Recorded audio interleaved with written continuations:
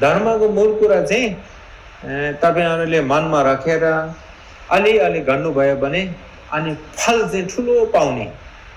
धर्म भनेको चाहिँ धेरै गर्नुले फल ठुलो पाउनु मात्र होइन।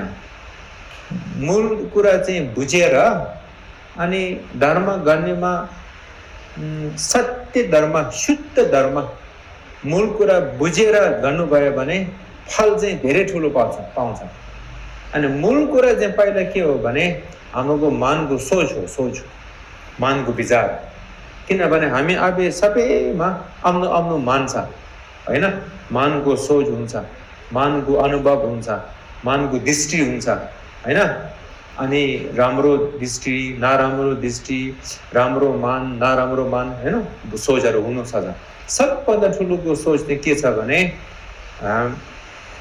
पहिला कुरा चाहिँ सानो कुरा भनेको करुणा। सानो कुरा हामी ठुलो करुणा भने होइन, महाकरुणा बोले छैन, सानो करुणा। सानो करुणा चाहिँ के कसो छ भने करुणा हामीले भन्छ धेरै प्राणी सबैको दुःख भन्छ, प्राणी सबै दुःख बुङबाट भन्छ। मनमा कसो चाहिन्छ भने प्राणी आउँदैन, प्राणी सबैको मनमा आउँदैन, मुखबाट मात्रै आउँछ। प्राणी सबै दुःख र दुःखको कारण भन्छ, मनमा चाहिँ आत्मग्रह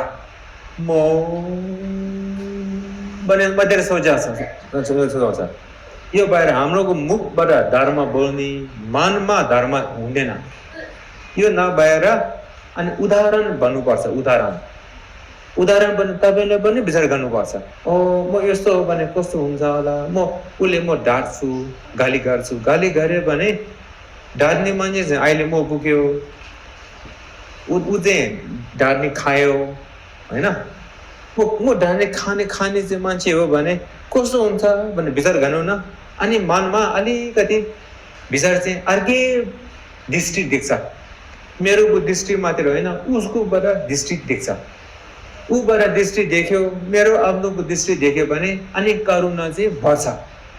हो कि होइन भन्दा हो। हामीले के गर्छ, हामीले के भन्छ, घरभित्र बस्छ म करुणा भन्छ। यसो हुँदैन।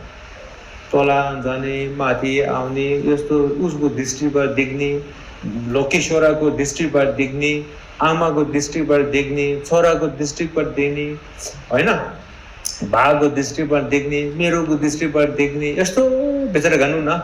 अनि हामी थाहा हुन्छ कस्तो रे गरे करुणा पछि बढ्न सक्छ। यो पहिलो कुरा हैन।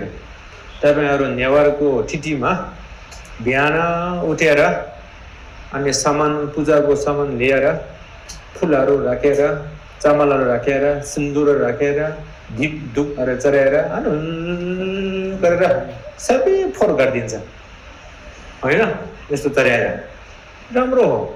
यो ठिटी एकदम राम्रो हो। किनभने यस्तो चढाउनेमा नचढेको पहिला मनमा बौद्धिक चित्त अलि भयो भने यो तीनटा चामल चढायो भने बुद्धको ज्ञान प्राप्त गर्नको लागि चाहिँ फल पाउँछ।